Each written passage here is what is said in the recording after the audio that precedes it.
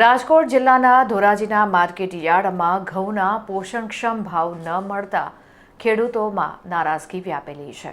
ધોરાજી તાલુકાના પંથકના ખેડૂતોએ પોતાના ખેતરમાં ઘઉંનું વાવેતર કરવામાં આવ્યું હોય મોંઘા ભાવના જંતુનાશક દવાઓનો છંટકાવ કરી મોંઘું બિયારણ અને ખાતર તેમજ તનતોડ મહેનત કરી વાવેતર સારું થાય તે માટે અને સારો ભાવ મળે તે માટે આ ઘઉંનું વાવેતર કરવામાં આવ્યું।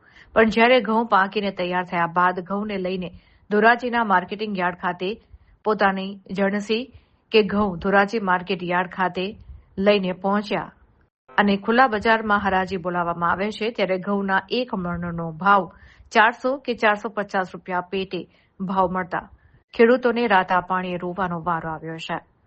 ખેડૂતો માટે પડતા પર પાટું જેવી પરિસ્થિતિનું નિર્માણ થાય છે અને આ પગલે ખેડૂતોની ચિંતામાં વધારો જોવા મળી રહ્યો છે। સરકારે યોગ્ય સમયે જણસીની ખરીદી કરવી જોઈએ અને ખેડૂતોને જણસીના ભાવ પણ યોગ્ય મળવા જોઈએ તેવું ખેડૂતો જણાવી રહ્યા છે। હાલ જણસી બજારમાં પુષ્કળ પ્રમાણમાં આવે છે પણ ખેડૂતોને જે પોષણક્ષમ ભાવ મળવા જોઈએ તે મળતા નથી અને જેને લઈને ખેડૂતોમાં નારાજગી જોવા મળી રહી છે। મારું નામ ઠુમર સંજયભાઈ બાબુભાઈ, ધોરાજીનો ખેડૂત છું। આવા મોંઘા બિયારણ અને દવાઈઓ છાંટતા છતાં અમને ઘઉંના પૂરું ભાવ મળતા નથી, તો સરકારને અમારી વિનંતી છે કે આવા પૂરતા ભાવ મળે એવી નમ્ર અપીલ છે અમારી। કેવા ખર્ચા કરેલા હોય છે, શું ભાવ મળવો જોઈએ, તમને શું ભાવ મળે છે? ભાવ અટાણે માંડો તો 420, 30, 40 સુધીના ભાવ છે અટાણે।